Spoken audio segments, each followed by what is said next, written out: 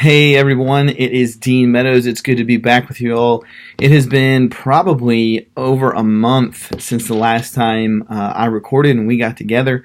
I have been out at Biola University. I've been at Carolina Bible Camp, spoke down in South Carolina, spoke in Fairfax, Virginia. So it's just been a really big whirlwind of a month. Sorry for that, but it is great to be back on the air with you guys. And it's great to be recording live through a camera as well this time. So today, we're going to go ahead and start a new series for the podcast.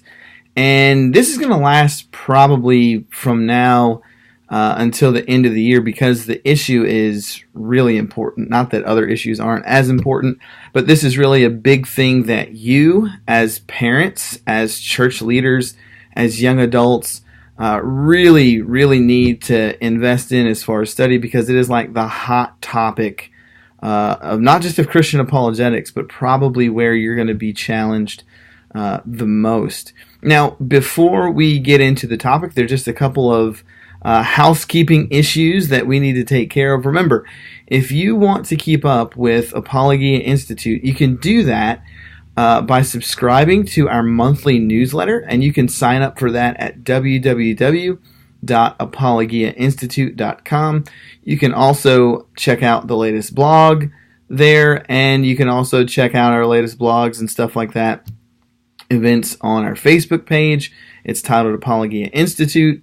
We're also on Twitter, and we're also on Instagram as well. And if you'd like to partner with us monetarily, you can do that at the website as well. Once again, guys, we appreciate everybody that supports us, whether that's monetarily, whether that's words of encouragement, just clicking and listening, to the SoundCloud podcast here that we have, on the blogs that we have, watching our videos on YouTube, and even, and most especially for those prayers that you lift up for us on a daily basis. We can't tell you enough how much we care about that. So, one of the things, or the hot topic, I guess, for the foreseeable future, and the area that we're going to talk about for a while, is the reliability of the Bible. And we're going to start in the New Testament because that's where, where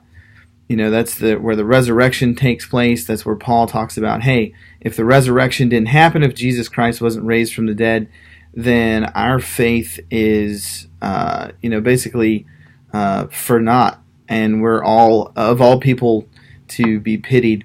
And the question that I want to kind of unpack for us today on the podcast is, how in the world did we get here? Not just from a cultural standpoint, but also from the church standpoint, church cultural standpoint, with regards to these questions about the reliability of the New Testament, questions about Jesus, questions about the resurrection. And the best way that I can do that is from telling you a personal experience that I had about 4 years ago. Now, there's a young lady who's like a sister to me, and I've known her for probably, at least 10 years. She grew up in the church. Her parents are active members in the local congregation. Great congregation, great group of people. And by all standards, she was a pillar for her friends. Would go to Bible camp, anything and everything that you could be involved in as a young person in the church. She was definitely there. So she got accepted about 4 years ago to UNC Chapel Hill, and she took a class in New Testament with a guy by the name of Bart Ehrman. Now, some of you know that name, some of you don't. We'll get to that name later. Now, he is a famed textual critic, and by admission, an agnostic. And one day, this young lady called me. Now, the way that our relationship has always worked as friends is that I kind of take on the big brother role, and she kind of takes on the little sister role. That's just the way things, have worked. And so I am the one that usually texts her. I'm the one that usually contacts her, checks in on her, see how she's doing. And so on this day, she's the one that calls me. Now, I know that it's one of two things if she's calling me.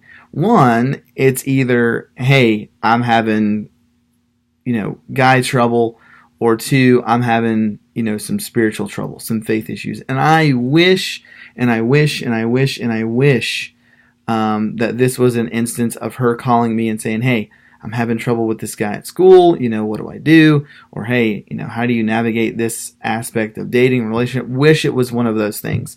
It wasn't.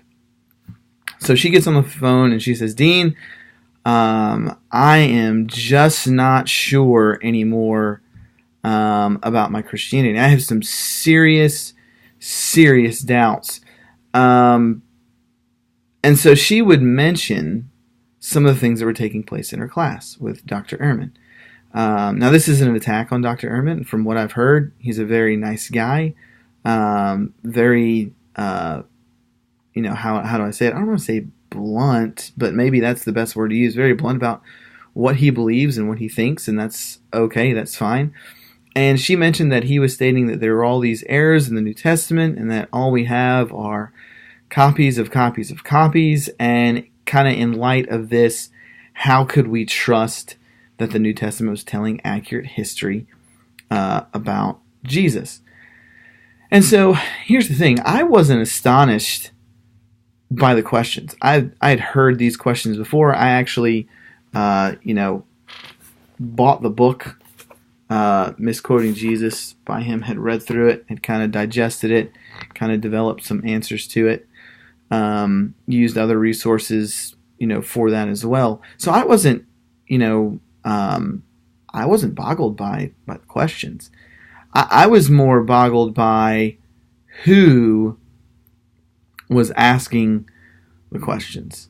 Here was a young lady who had been in the church. Here was a young lady that was active in the church. Here was a young lady whose parents were involved in just about everything. Here was a young lady that was a good group of people as far as congregations go. And then one semester.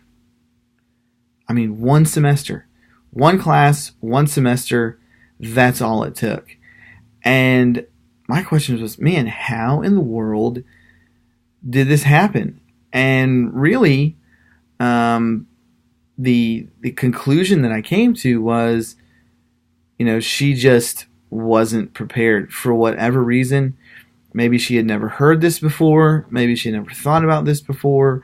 It seemed like maybe nobody anticipated this taking place on the college campus. And that's the only conclusion that I could come to. And so that's kind of the essence of today's episode, is asking that question. How in the world did we get here? Culturally, in the church, but then also culturally, with regards to Western civilization. Why has New Testament skepticism reached the level that it has? And so if we don't know the foundation of where this kind of starts, how in the world can we really start to seek to address this issue, navigate this issue, and provide really good answers and solutions to some of these objections to the New Testament reliability, So, with that, let's go ahead and start. Really, when you look at where we are as a culture, just in general, this is not just me saying this, but you ask just about any philosopher that you can think of, any Christian thinker that you can think of, any secular thinker that you can think of. A lot of the things that we see today come from a period known as the Enlightenment. Now, there's some dates that people shift on with regards to when it begins and when it ends, as most people do with history. The sources that I've looked at say, hey, it stretches from about the 1650s to about the 1850s, so a period of about 200 years. And this was a period known as the Age of Reason, right? That human knowledge was gained through the accumulation of experiences and not some outside truth, right? There isn't necessarily an objective standard outside of us that's independent of us. And so this was the pathway to what I like to call empiricism, which basically states that all that you and I can know is that what we can observe through our five senses. That's, how we come to understand and know truth. One of the famed philosophers, David Hume, of this period, really put empiricism on the map. And in doing so, he wrote what's now famously called, Hume's argument against miracles. So he takes miracles out of the equation. Same time frame, you also have, the famous kind of Thomas Jefferson Bible, where Jefferson works through the New Testament and he cuts out all of the miracles. Why? Well, that's based on empiricism. And if empiricism's true, if the only thing that we can know is through our five senses, and we don't observe or haven't seen or a miracle, then why expect or why reason that they're even possible? And so, this is, and what kind of comes out of this movement, one of the things that comes out of the Enlightenment, outside of things like postmodernism, right, it at least lays the seed for postmodernism, is this stream of radical skepticism, which makes its way into textual criticism of the 1800s, mainly through, the German textual critics, which really start to say, hey, not sure that Jesus was a historical person, not sure that what Jesus said here is historically reliable, not sure that this piece can be trusted, not sure that piece can be trusted. And so basically, from really this period of time all the way through the 1960s, that's where we have this issue of radical skepticism. That creeps into society, or at the very worst says, well, your truth is your truth, and I can't really know truth, and, how can I trust the Bible? It's kind of been written like X amount of years ago, 2,000 years ago, by a bunch of people who aren't as smart as us, so therefore I don't have really any reason to think that I could trust that. So that's really from the 1650s to the 1960s. This is just a brief synopsis of where we are. And then, really, in the 1990s, you kind of still have that same framework, right? You still have that same, radical skepticism that takes place. But then it really hits its peak. This radical skepticism really hits its peak, I think, after 9/11. From 9/11 to about 2013. And this is what I call the new atheist movement and skepticism movement. And this was a period in which these older arguments from the time of German textual critics, from the time of Hume, Immanuel Kant, Locke, all these guys, they really kind of come back to the forefront with regards to the existence of God, and they're repackaged, and the way that they're repackaged is they're much more aggressive, right? And so these ideas include, calling into question the historicity of Jesus, the existence of God, God's morality in the Old Testament, questioning the resurrection. And so some of these works, really one of the first works to kind of put that into pop culture, was Dan Brown's Da Vinci Code, which is just riddled of things that call into question the foundations of Christianity. You follow that with things like God is Not Great by the late Christopher Hitchens, The End of Faith by Sam Harris, Letter to a Christian Nation, also by Harris, The God Delusion by Richard Dawkins, A Manual for Creating Atheists by Peter Boghossian, and then Misquoting Jesus by Bart Ehrman. And so, these guys that really thrust atheism and skepticism into the pop culture, Dawkins and Dennett, Hitchens, Sam Harris, and more recently Lawrence Krauss, Michael Shermer, Dan Barker, Bart Ehrman. Not all of these guys are atheists. Most of them are. Ehrman says that he's agnostic. And so all of these works and these personalities really go and really put Christianity put Christianity and Christian thinkers, I think, a little bit on their heels because it was something that wasn't necessarily expected. I mean, you just go back and look at the time frame, and you look at the bestsellers from about 2001 to around 2009, 2010, and you'll see that a lot of them are by these guys.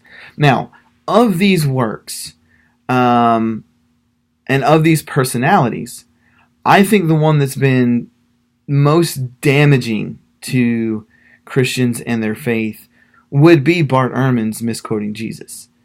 Mostly because as these guys got more aggressive, they started to wear kind of on the populace, and most people were just like, man, this is just maybe just a little bit too firm, a little bit too aggressive, some of the things that were said. The thing about Bart Ehrman, from what I've watched and from what I've heard from people who have taken his class, real personable guy, very good speaker from what I've seen in the multiple debates that he's done. But with regards to misquoting Jesus, the difference between misquoting Jesus and some of these other works that have been put out there is that it's not necessarily a philosophical attack on the existence of a God or the Christian God. It is a direct critique or attack on the New Testament. And so in my personal experience, really what I've seen is that the young people who have taken these classes and have worked through this stuff, who aren't prepared for it, look at it and they say, man, this is earth-shattering stuff that Ehrman has put out there. And I've never heard it before. And the best thing that I get from my preacher, from elders, from my parents, doesn't even look anything like this. It's very, God works in mysterious ways, or just have faith. But this seems really rational. This seems really reasonable. So I think I'm going to go and digest this.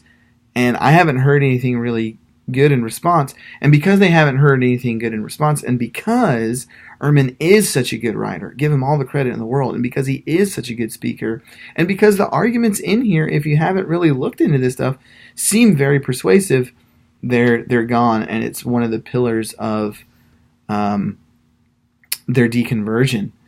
And so the question is, what do we have to do as Christian leaders, as parents, as youth ministers, as elders, as deacons, just people in general who care about the health of the church? What should our response be to things like this?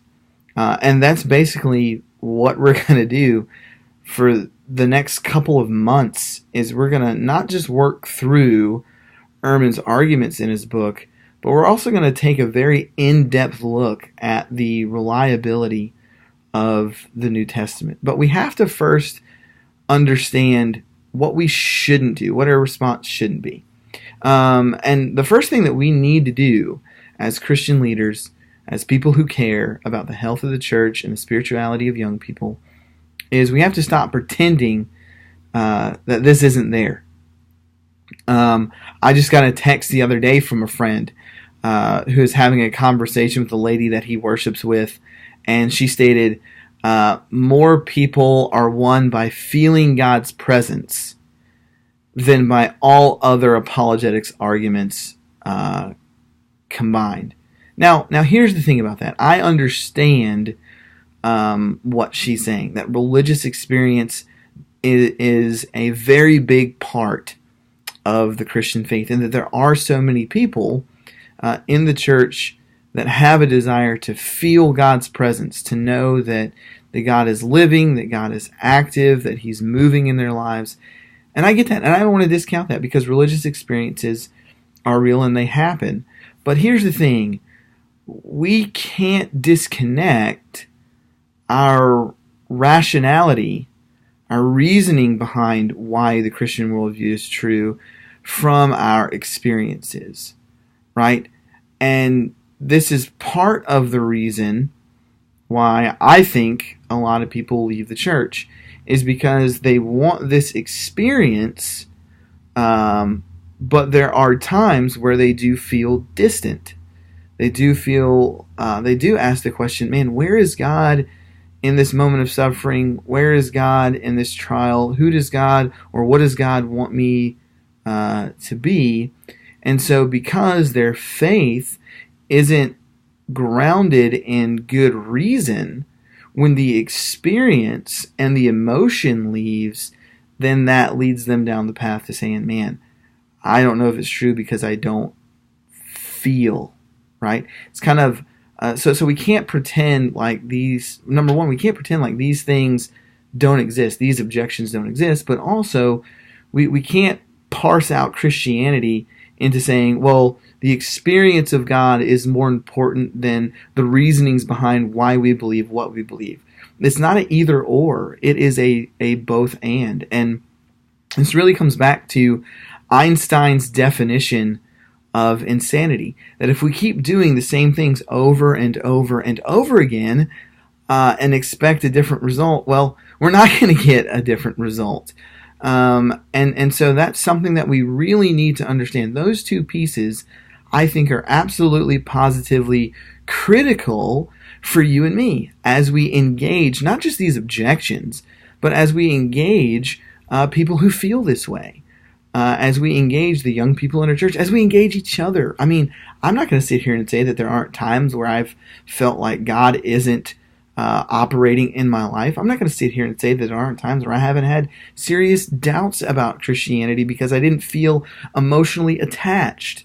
But one of the things that has helped me stay faithful, one of the things that's helped me in those instances is understanding that while my heart might not be engaged where it needs to be, and while I might not have the experiences that I so desire to have with my Christian brothers and sisters, with God, that the reasons for Christianity and why they're true have supplemented and helped me stay firm. I put it this way, that when my emotions are not there, what keeps my faith above water is the anchor of the reasons why these things are true. So that's kind of just the underpinning of where we've moved as far as Western civilization.